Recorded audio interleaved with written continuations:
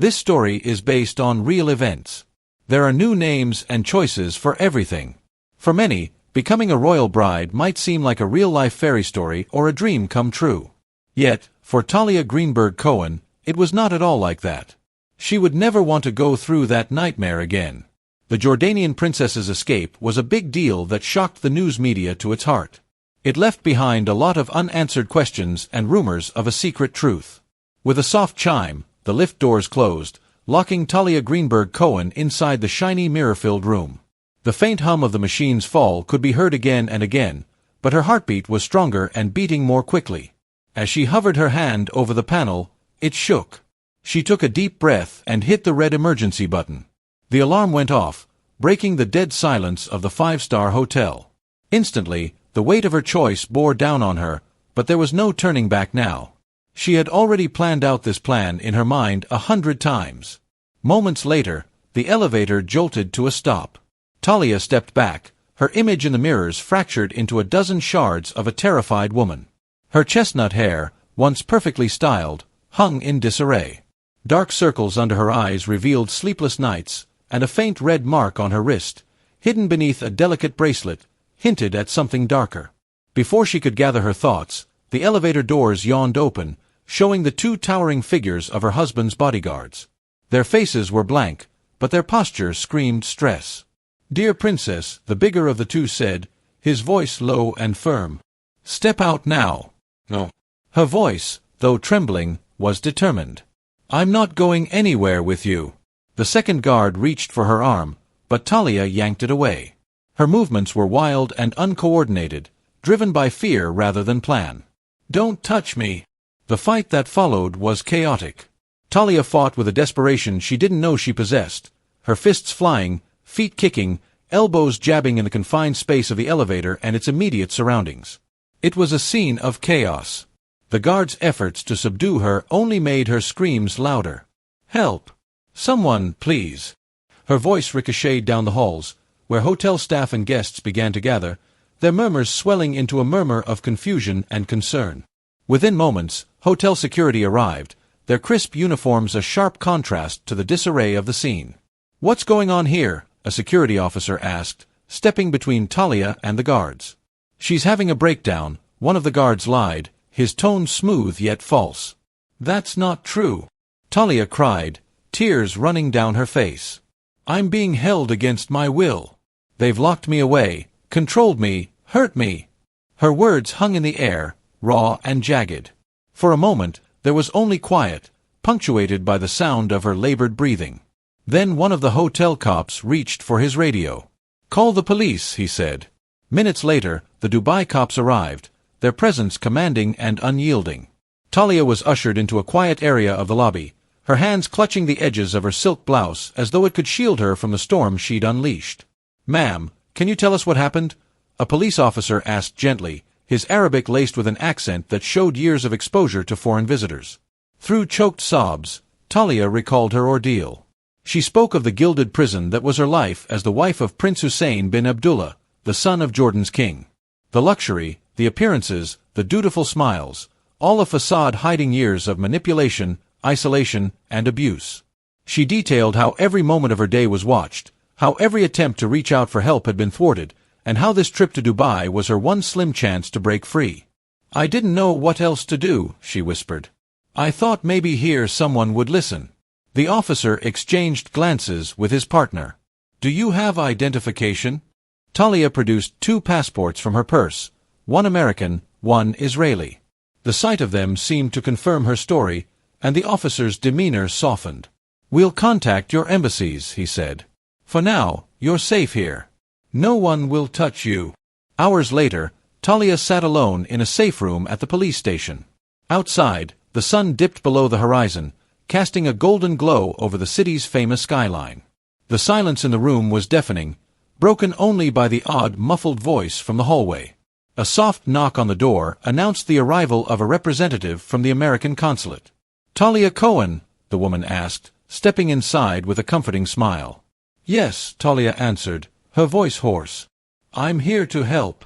For the first time in years, Talia felt the weight on her chest begin to lift. The next steps were uncertain, and the effects of her actions loomed big, but for now, she clung to a fragile hope. And in the end, she succeeded. With the backing of Dubai police and the U.S. and Israeli embassies, Talia did not return to Jordan with her husband, Prince Hussein bin Abdullah, but instead flew straight to Israel. As the news of her escape spread, the world watched in shock. The story of the Jordanian princess who defied her royal captors and sought refuge in Dubai quickly became a media sensation. Many years ago, Talia had a peaceful life before the storm. The world outside the small Tel Aviv apartment was a blur of golden sunshine and bustling noise. Inside, young Talia Greenberg sat cross-legged on the floor, her small fingers tracing the shape of a world map spread out before her. Even at 8 years old, her thoughts were already consumed by a longing to leave, to find the world beyond the confines of her fragmented childhood. Her mother, Nura, leaned against the doorway, arms crossed. "Talia, what are you doing?" Her voice carried the undertone of exhaustion, the kind that remained after years of holding everything together alone. Talia didn't look up. "Just planning my travels, Mama." She pointed at a spot near the Mediterranean. "Here first, then Paris, then New York." Nura knelt beside her, brushing a piece of dark hair from her daughter's face. "Paris. You've already seen. New York. Maybe someday. For now, focus on school. Your travels can wait." But waiting wasn't something Talia excelled at. By the time she was 12, her life was a series of bags and airports, bouncing between Israel, Europe, and America. Her mother's second marriage to an eager American businessman brought financial stability but did little to ease Talia's restlessness. It was during those years that Talia began to build walls, silent barriers that even her mother couldn't reach. The betrayal of her father's abandonment had left a mark, one she rarely recognized aloud. By 14, Talia's life changed once again. Her angular cheekbones and piercing blue eyes, a striking blend of her Israeli and French heritage, caught the attention of her mother, Nura, who always wanted to spot a chance. She nudged her daughter toward a modeling test. "Just try it," Nura said one evening, her tone both encouraging and insistent. "You're beautiful. Why not let the world see that?" Talia paused, her insecurities bubbling to the surface. "What if I'm not good enough?" Her mother shook her head, a hint of impatience breaking through. "You'll never know if you don't try." And so, reluctantly, Talia stepped into the world of high fashion.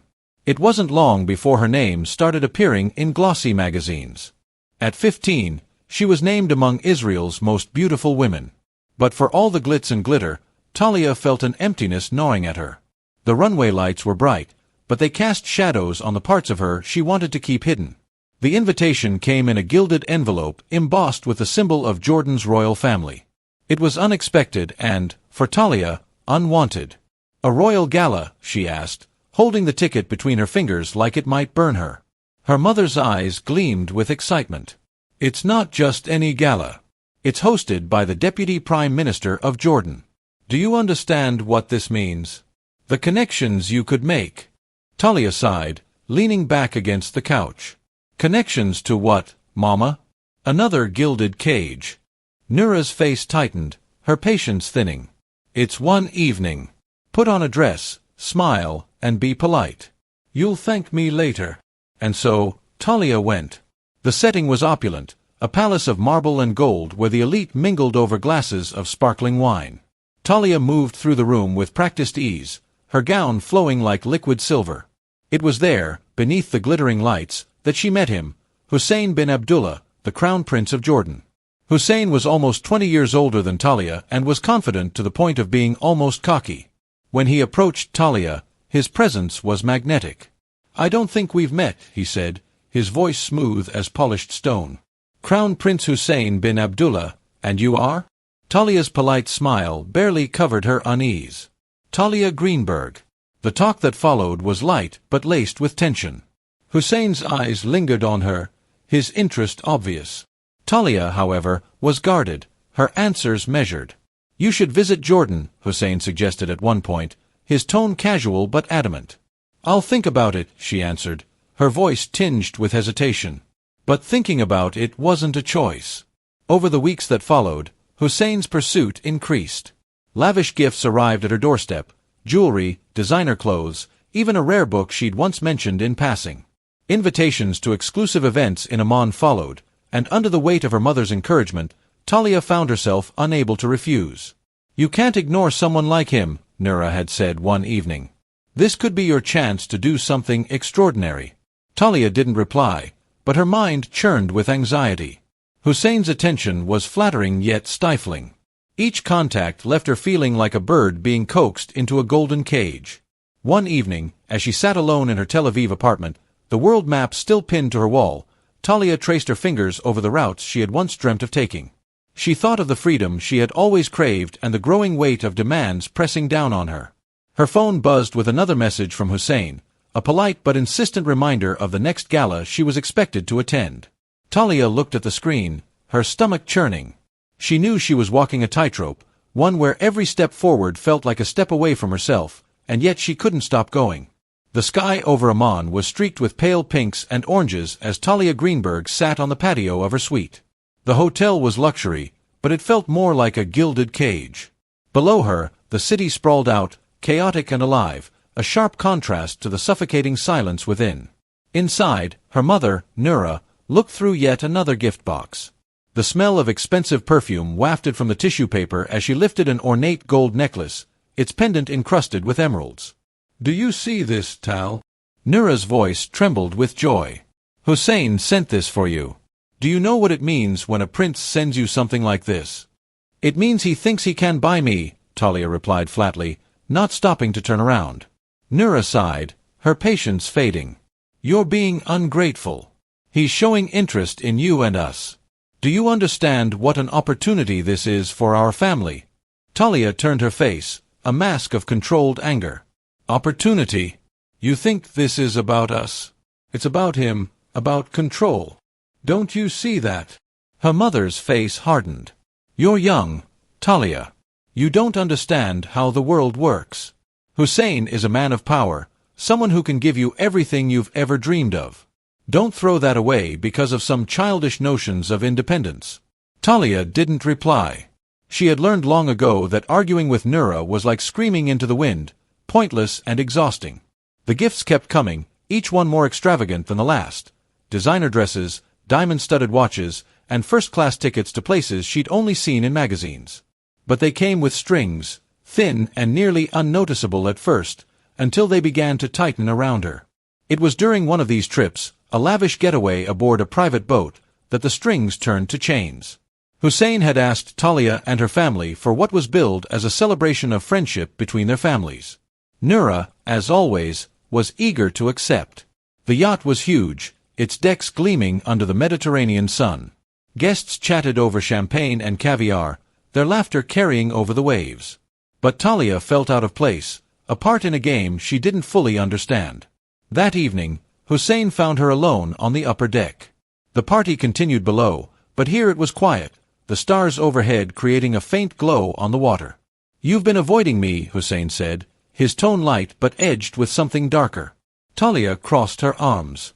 "Maybe because I don't want to be here." He stepped closer, his smile unfaltering. "You're a difficult woman to impress, Talia." "I like that. I'm not trying to impress you." Hussein laughed quietly as if she had said something endearing. "You will in time." She turned to leave, but his hand shot out, grabbing her wrist. The smile disappeared from his face, replaced by a look that made her blood run cold. "You're not going anywhere," he said quietly. The days that followed were a blur of anger, fear, and shame. Talia didn't talk of what happened that night, not to her mother, not to anyone. But Nura wasn't blind. She saw the change in her daughter's attitude. When Hussein's proposal came, delivered by an emissary bearing promises of wealth and security, Nura hesitated for a fleeting moment. She considered refusing, but the weight of her debts, the looming threat of scandal, and the allure of royal ties silenced her doubts. "Think of the family," she said to Talia one evening, her tone measured and cool. Talia stared at her mother, her voice breaking as she spoke. "Do you even care what this means for me?" In Muslim countries, it is not uncommon for 12- or 13-year-old girls to be married. But Talia, who spent most of her time exposed to American culture, did not accept it. But her mother's words kept echoing in her head. "You slept with a prince. Think about who would dare to marry you." 2 months later, the wedding was a spectacle broadcast across Jordan and beyond. The bride, resplendent in a gown of hand-stitched lace and pearls, walked down an aisle lined with roses. Cameras captured every moment, every smile, every carefully orchestrated gesture. To the world, it was a fairy tale come to life. But behind the veil, Talia's face was pale, her hands trembling as she clutched the bouquet. Hussein stood at the altar, every inch the perfect prince. His charm was flawless, his demeanor magnetic as he slipped the ring onto Talia's finger.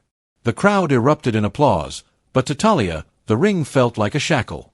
The palace glimmered under the desert sun, its towering walls of marble and gold a beacon of opulence. To the world, it was a symbol of power and prestige. For Talia, it was a prison.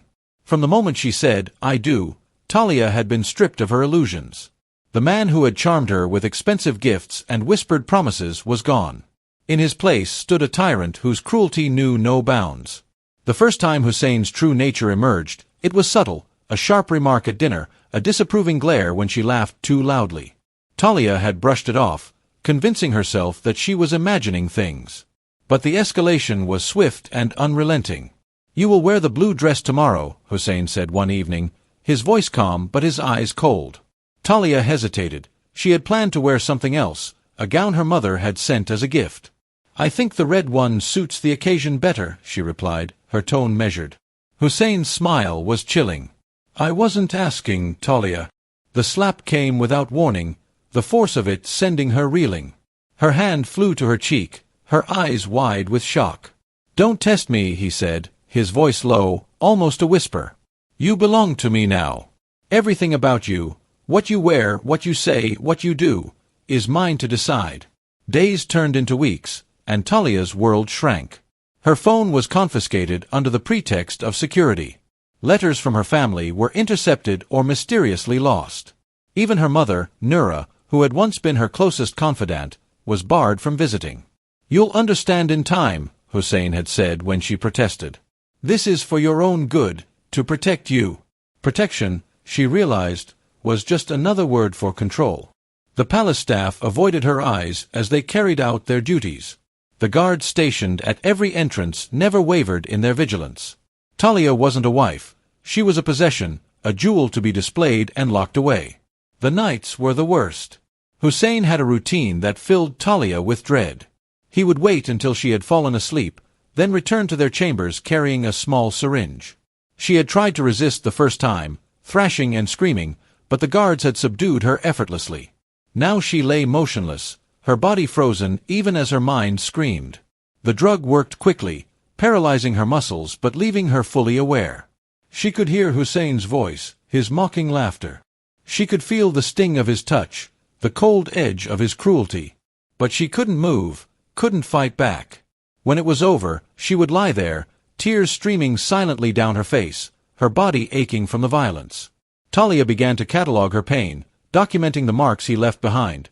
Small bruises on her wrists, long scratches down her back, faint scars that never fully healed. She sketched them in a notebook hidden beneath the floorboards of her wardrobe, each page a silent scream for justice. She stopped sleeping. The fear of waking to his presence kept her awake until exhaustion overtook her. But even in her waking hours, the palace was suffocating. The guards, ever present, followed her every move. "It's for your safety," Hussein had said. "You're too important to risk anything happening to you." But the bars of her cage were invisible, woven from layers of manipulation and fear.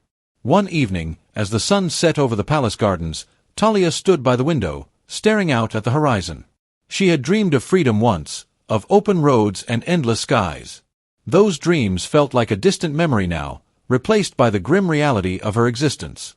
A soft knock at the door startled her. It was Leah, one of the palace maids. The young woman glanced over her shoulder before stepping inside. "You shouldn't be here," Talia whispered, her voice hoarse. Leah hesitated, then placed a small bundle on the table. "It's a letter," she said quickly, "from your mother." Talia's heart twisted. She hadn't heard from Nura in months, hadn't even been sure if her letters were reaching her. Leah leaned in, her voice barely audible. "I don't know what you're going through, but don't give up hope. There's always a way out." Talia nodded, swallowing the lump in her throat. "Thank you." As Leah slipped out, Talia unfolded the letter with shaking hands. The words were brief, but they carried the weight of 1,000 apologies.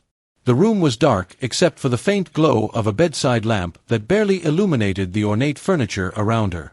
Talia sat on the edge of the massive bed, her hands gripping the edge of the mattress. Her reflection in the mirror across the room was barely recognizable. Her once radiant skin was pale, her face hollowed by despair. The slight tremor in her hands betrayed the hunger gnawing at her insides. It had been 3 days since she had last eaten. She thought the silence would break him, that her refusal to eat, to comply, would force Hussein to see her pain, to confront the horror of what he'd done. But she had underestimated his cruelty. "You're making a scene," Talia Hussein had said earlier that day, his voice calm, almost bored.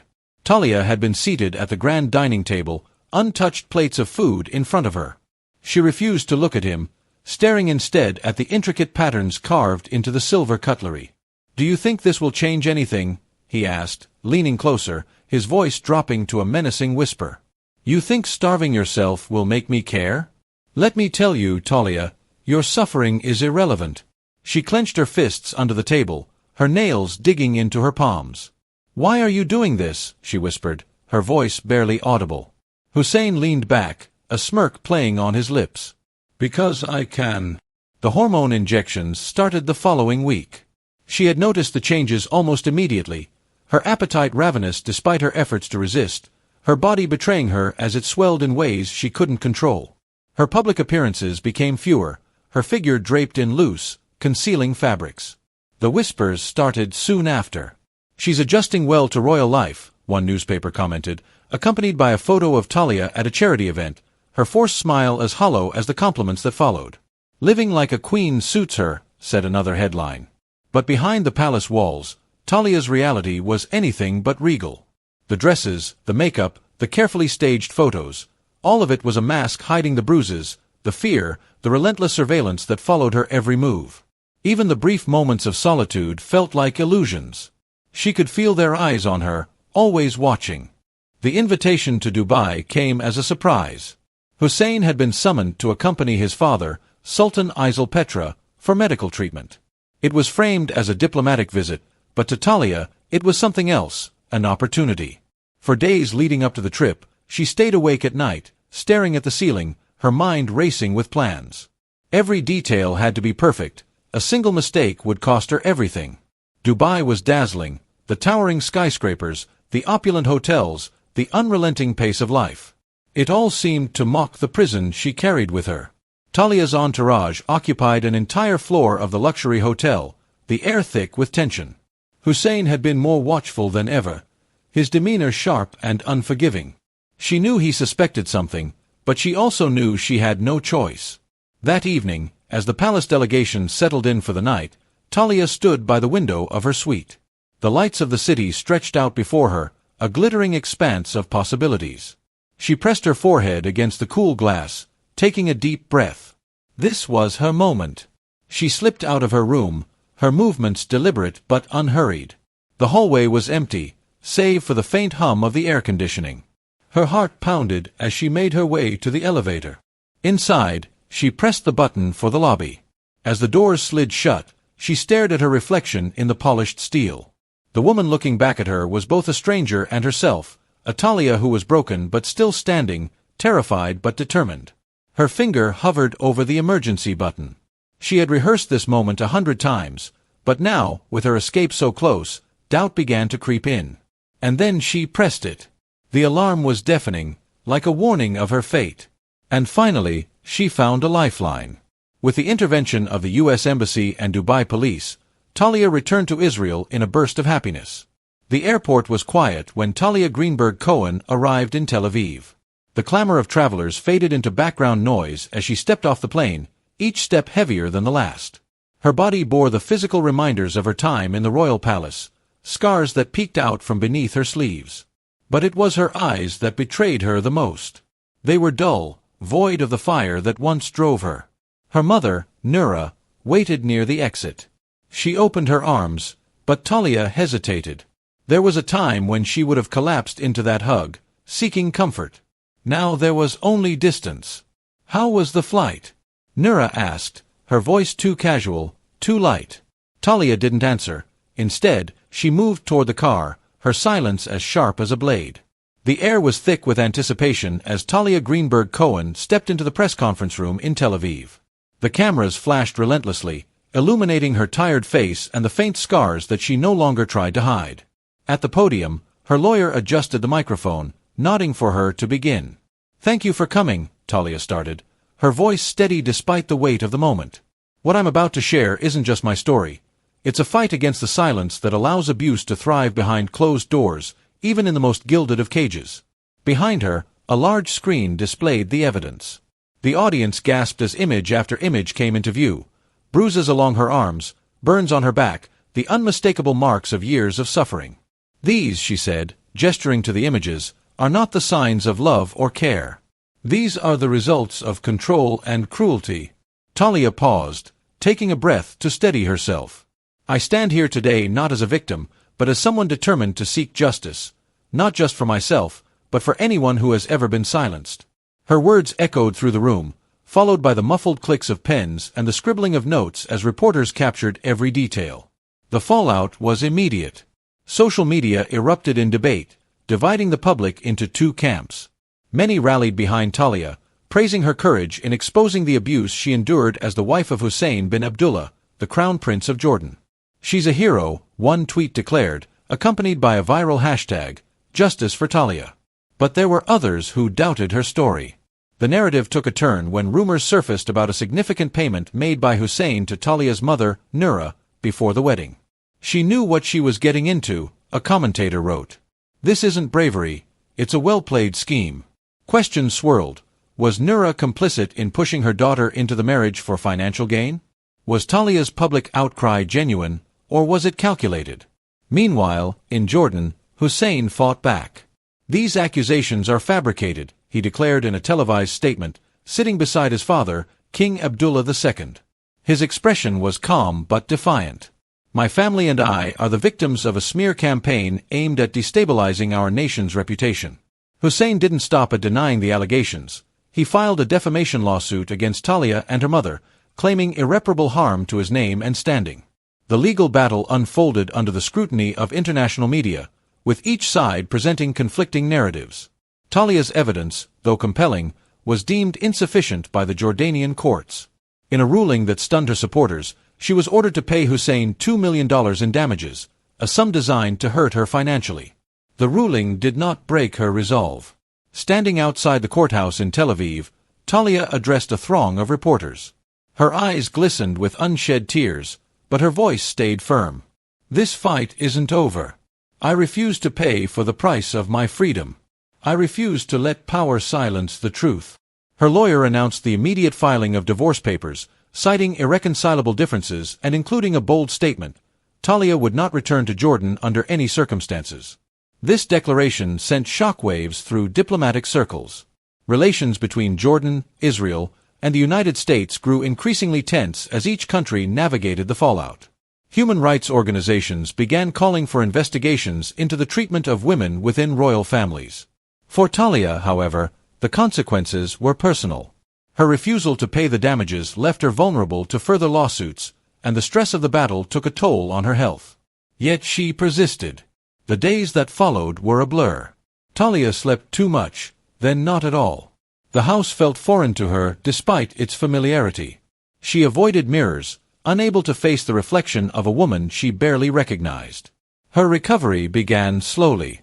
Doctors prescribed medications for her physical wounds and therapy for her mental scars. Sessions with the therapist were grueling. They unearthed memories she had buried, moments she had tried to erase from her mind. "Talia," her therapist said one afternoon, "healing isn't linear. There will be failures." "I don't care about obstacles." Talia snapped. "I just want to feel normal again." The therapist paused. "What does normal mean to you?" Talia stared at the floor, unable to answer. Months turned into a year. Talia began to emerge from the shadows of her pain. Though the process was uneven, she started taking long walks along the Mediterranean coast, the salty breeze a small comfort. One afternoon, she passed a photography studio with her name on a poster in the window. It was an old advertisement from her modeling days, a reminder of the life she had once known. Something stirred inside her, a faint echo of the confidence she used to have. The next week, she called her old agent. "You're back," the agent exclaimed. "I thought you disappeared for good." "Not disappeared," Talia said quietly. "Just lost for a while."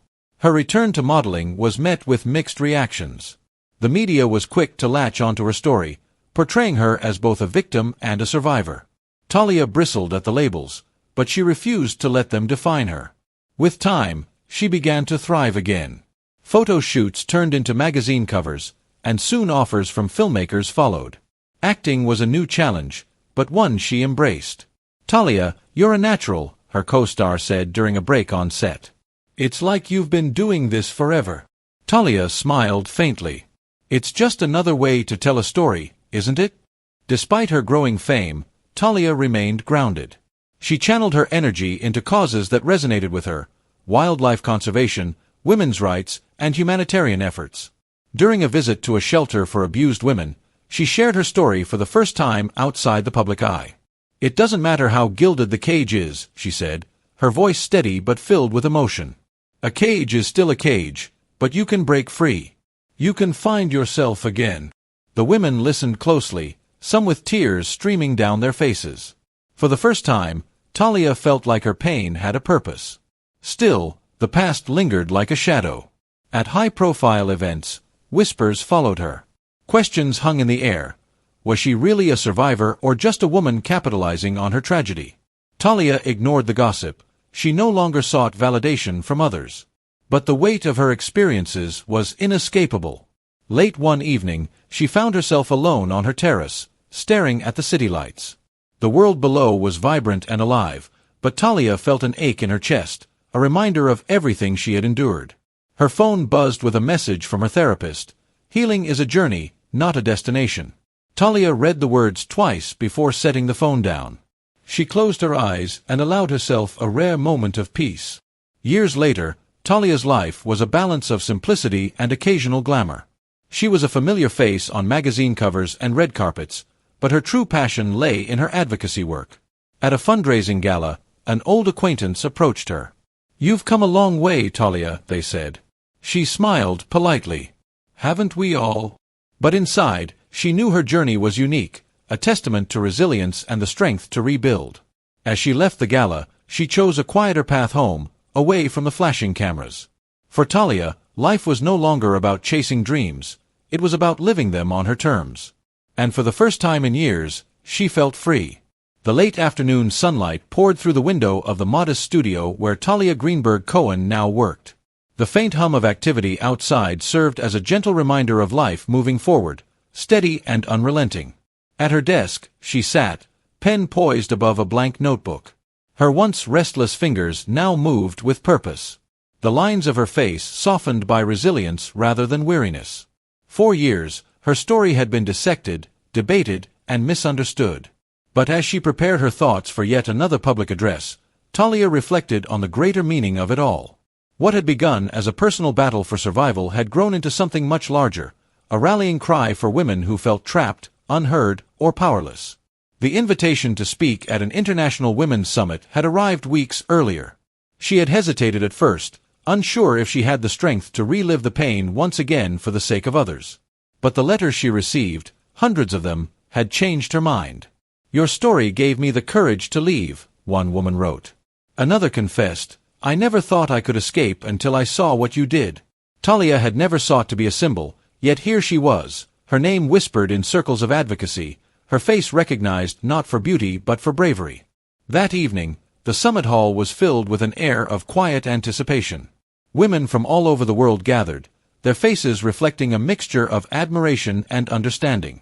As Talia stepped onto the stage, applause filled the room, but it was the hushed silence that followed that stayed with her. "I stand here today not because I am extraordinary," she began, her voice calm but firm, "but because I chose to believe that even the smallest act of courage can spark change." Her words resonated deeply, not because of dramatic flair, but because they carried the weight of lived experience. She spoke of her journey, not just the escape or the trials, but the quiet moments of doubt, the fear of not being believed, and the strength it took to rise above it all. "When I left Jordan, I didn't just leave behind a job or a marriage. I left behind the idea that my worth was defined by someone else's approval. And she paused, scanning the audience. It's a lesson I hope every woman here carries with her. The questions that followed her speech were pointed yet respectful. Do you believe justice was served? One attendee asked. Talia hesitated, considering her words carefully. Justice, she said finally, is not always about winning in court. For me, justice was walking away and knowing I had recovered my life. But the fight for true justice for women everywhere continues. Another woman stood, her voice trembling. How did you find the strength to speak out? Talia offered a small, empathetic smile. It wasn't courage at first, she admitted. It was desperation. But desperation can lead to strength when you decide that your story counts. And every one of you has a story that matters. In the weeks that followed, her speech went viral, reaching far beyond the walls of the summit. The footage was shared across social media platforms, not as a scandal but as a testament to resilience. It became a beacon for women in oppressive situations, a reminder that silence was not their only option. Yet with the praise came criticism. Skeptics continued to question her motives, clinging to the rumors of her mother's alleged involvement in arranging the marriage. But Talia had long since stopped trying to convince those who refused to see the truth. Instead, she focused her energy on the future. Talia's life now was simple but fulfilling. She lived in a small house overlooking the Mediterranean, surrounded by reminders of the freedom she had fought so hard to reclaim. The map of her childhood travels still hung on the wall, its pins marking places she had once dreamed of escaping to. But more than the map, it was the letters she cherished most, notes from women she had never met but whose lives she had touched. Each one a testament to the ripple effect of her decision to speak out. Her story, though rooted in personal pain, had become a catalyst for broader conversations. It forced society to confront uncomfortable truths about the roles of power and money in perpetuating cycles of abuse. It called into question the complicity of families, the failure of institutions, and the silence that so often allowed injustice to thrive. Above all, it reminded the world that even in the face of overwhelming odds, change was possible. Wow, what a journey, right? Talia's story isn't just about pain or survival. It's about courage, resilience, and the power of speaking out. It's a reminder that even when the odds are stacked against us, we have the strength to reclaim our lives. Now I want to hear from you. What part of Talia's story resonated with you the most? Do you think her fight for justice made a difference? Let's keep this conversation going. Drop your thoughts in the comments below. Make sure to subscribe and turn on notifications so you don't miss the next powerful story. Until next time, stay strong, stay inspired, and remember you're braver than you think. See you soon.